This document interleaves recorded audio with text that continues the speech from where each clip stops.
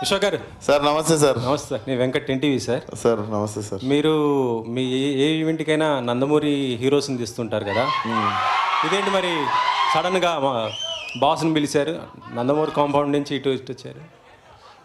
కంపౌండ్లు మీరు వేసుకుంటారు, మాకున్న కాంపౌండ్ ఒకటే, మా ఇంటి కాంపౌండ్. ఇక్కడ కాంపౌండ్ ఏం లే, ఇండస్ట్రీ అంతా ఒకటే. And boss is boss. And మేము అభిమానించేటోళ్ళు ఉంటారు. అట్లా ప్రతిసారి మా కోసం ఉన్న వాళ్ళని ఇబ్బంది పెట్టి మాటికి పిలవం కదా. అండ్ దీంట్లో మాకు ఫ్యూచర్ ప్రొడ్యూసర్ రిలేషన్ ఉండొచ్చు, మా రిలేషన్ ఉండొచ్చు. అండ్ మా నాన్నకి చిరంజీవి గారికి రాజకీయాల టైం నుండి పరిచయం ఉంది. సో ఆ టైంలో మా డాడీ ఎమ్మెల్యే కంటెస్టెంట్ మలక్పేటలో. He was always like well wisher since when I was kid. So రావడానికి 1000 కారణాలు ఉంటాయి. మీరేయకుండి కాంపౌండ్లు. ఆల్రెడీ అనవసరంగా లేని వాటికి అందరు హేట్రేట్లు పెంచుకొని ఒకరినొకరు ఏవేవో అనుకుంటారు. మీరు ఇంకా ఇట్లాంటి డైల్యూట్ చేయండి, కానీ మీరు వచ్చి మళ్ళీ ఇంకొకటి పెట్టకండి మొదల. This is very clean place.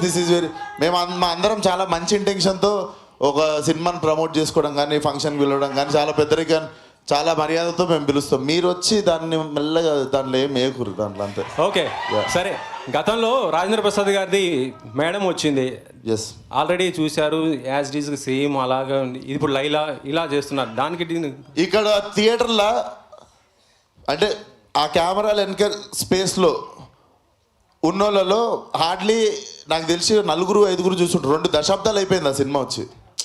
So ఈ ఇప్పుడు అందరిని అదే క్యాసెట్ వేసుకొని చూడమందామా? వీళ్ళకు కొత్త క్యాసెట్ ఇవ్వాలి కదా. ఇప్పుడు సోషల్ మీడియా, వీళ్ళ కోసం టీవీలు ఉన్నాయి, అన్నిలో వస్తూనే ఉంటుంది, అది రిపీట్ అవుతూనే ఉంటుంది. సార్ కామెడీ సినిమా వచ్చిందని నెక్స్ట్ కామెడీ సినిమా చూడమా? ఈ జానర్లో సినిమా వచ్చి 2 దశాబ్దాలు అయిపోయింది. ఆ రెఫరెన్స్ మీరు వాడుకున్నారంటున్నాను. రిఫరెన్స్ ఏం వాడలేదు సార్. నేను ఊహ తెలియని టైంలో చూసిన సినిమాలు అవి. బట్ నేను ఈ జనరేషన్కి ఇప్పుడు ఉన్న ఫిల్మ్ మేకింగ్కి కానీ, ఇప్పుడు రైటింగ్కి కానీ, ఇప్పుడు ఉన్నవన్నీ వాడుకొని మేము ఎట్లా చేసినాం అన్నది I wanted to fill this gap అన్నట్టు. తెలుగులో వచ్చి టైం అయిపోయింది సినిమా.